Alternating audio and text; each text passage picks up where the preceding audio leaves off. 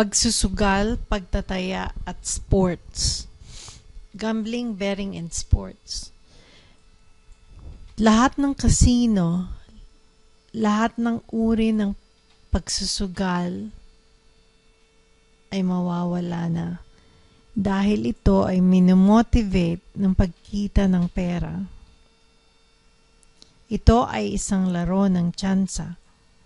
Pareho din ito sa capitalism. Ito ay capitalism na ginawa na parang nasa comics kung saan pinaganda ang mga larawan. Ito ay mawawala na sa equal money system dahil ito ay pag-aabuso.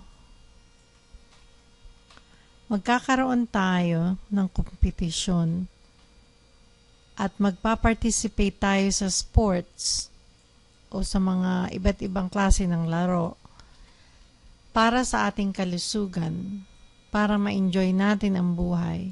Ito ay hindi masama. Kailangan magdesisyon tayo kung paano natin ito gagawin. Kailangan makuha natin ang benepisyo sa paglalaro. Tingnan natin kung paano natin gagawan ito ng paraan para hindi natin gamitin ito sa mga aktibidad na tungkol sa egocentric directed bullshit abuse kung saan ang mga tao ay hindi makakalimot sa kanilang responsibilidad para mangalaga sa kapaligiran o environment at magalaga sa earth.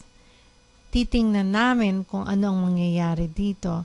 Sa ngayon, hindi kami tutol sa paglalaro o sports.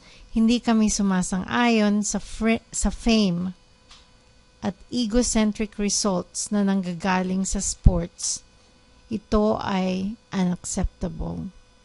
Para sa diskusyon tungkol dito, sumali kayo sa forum www.equalmoney.org o basahin ninyo ang mga blog books tungkol dito. Lumalabas ito buwan-buwan.